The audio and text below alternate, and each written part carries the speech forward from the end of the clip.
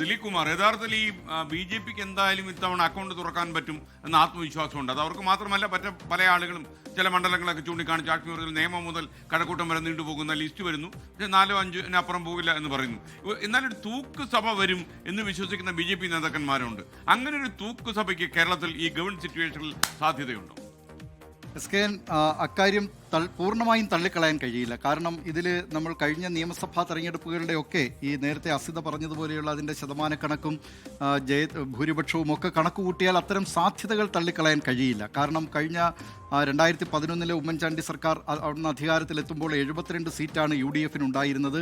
LDF 69 seat എന്നുള്ളതായിരുന്നു. അത് ആ ഒരു മാർജിൻ പിന്നീട് നെയ്യാറ്റിൻകരയിൽ സെൽവരാജിനെ മറുവശത്തേക്ക് ചാടിച്ചുകൊണ്ട് പിന്നീട് ഉപതെരഞ്ഞെടുപ്പ് നടക്കുന്നു. അങ്ങനെയൊക്കെ ആ സർക്കാർ അതിൻ്റെ പ്രവർത്തനം അല്ലെങ്കിൽ ആ കാലാവധി സുഗമമായിട്ട് മുന്നോട്ട് കൊണ്ടുപോയി. ആ നിലയിൽ നോക്കുകയാണെങ്കിൽ BJP ഇപ്പോൾ പ്രതീക്ഷയർപ്പിക്കുന്ന ചില മണ്ഡലങ്ങളുണ്ട്.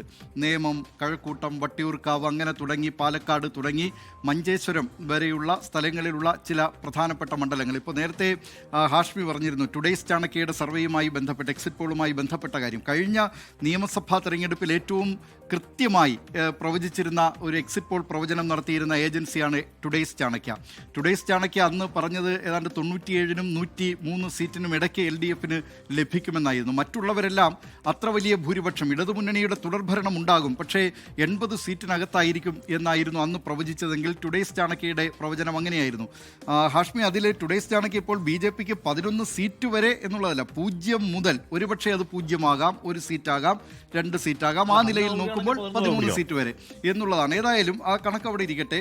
പക്ഷേ BJPയെ സംബന്ധിച്ച് അവരുടെ നേതാക്കൾ ആ പ്രതീക്ഷയിലാണ്. അവർക്ക് ഒരു നിർണായകമായ ഒരു അതിൽ ഭരണത്തിൽ പങ്കാളിത്തമൊന്നുമല്ല, പക്ഷേ ആ സർക്കാരുകളുടെ നയം നിശ്ചയിക്കുന്ന കാര്യത്തിൽ ഈ നിലയിലൊക്കെ ഒരു നിയമസഭയിൽ ഒരു ഏതെങ്കിലും വിഷയത്തിൽ, ഒരു നിർണായക വിഷയത്തിൽ വോട്ടെടുപ്പൊക്കെ വേണ്ടി വരികയാണെങ്കിൽ അത് BJPയുടെ കൂടി സമ്മർദ്ദം അക്കാര്യത്തിൽ എത്രത്തോളം ഉണ്ടാകും എന്നതൊക്കെയാണ് അവർ മനപ്പായസം കാണുന്നത്.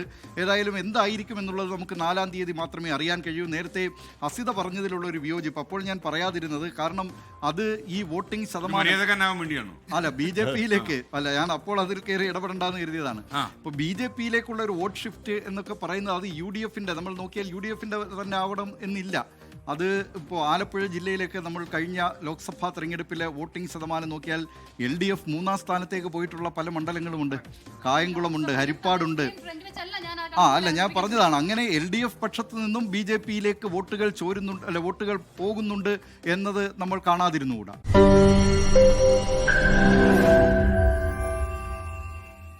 ലോകത്തെവിടെയായാലും ഏത് സമയത്തും 24 വാർത്തകളും ഓഗ്മെന്റഡ് റിയാലിറ്റി പാക്കേജുകളും എക്സ്പ്ലെയിനറുകളും വിശദമായി കാണാൻ ഞങ്ങളുടെ YouTube ചാനൽ നിങ്ങൾക്ക് സബ്സ്ക്രൈബ് ചെയ്യാം.